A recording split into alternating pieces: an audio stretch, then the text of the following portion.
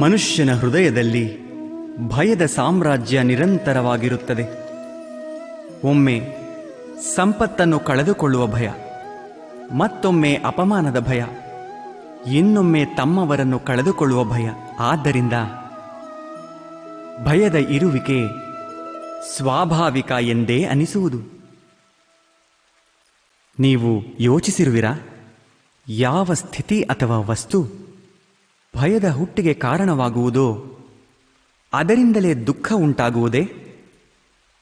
ಇಲ್ಲ, ಹಾಗೆ ಯಾವ ನಿಯಮವೂ ಇಲ್ಲ. ಎಲ್ಲರ ಅನುಭವ ಹೇಳುವುದೇನೆಂದರೆ, ಭಯ ಹೊಂದುವುದರಿಂದ ಭವಿಷ್ಯದ ದುಃಖವು ನಿವಾರಣೆಯಾಗುವುದಿಲ್ಲ. ಭಯವೆಂದರೆ ಮುಂದೆ ಬರಲಿರುವ ದುಃಖದ ಕಲ್ಪನೆ ಮಾತ್ರ.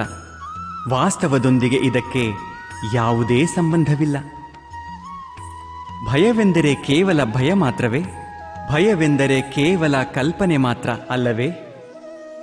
ಇದರಿಂದ ಮುಕ್ತರಾಗಿ ನಿರ್ಭೀತರಾಗುವುದು ಅಷ್ಟು ಕಷ್ಟವೇ? ಅವಶ್ಯವಾಗಿ ಯೋಚಿಸಿ ನೋಡಿ.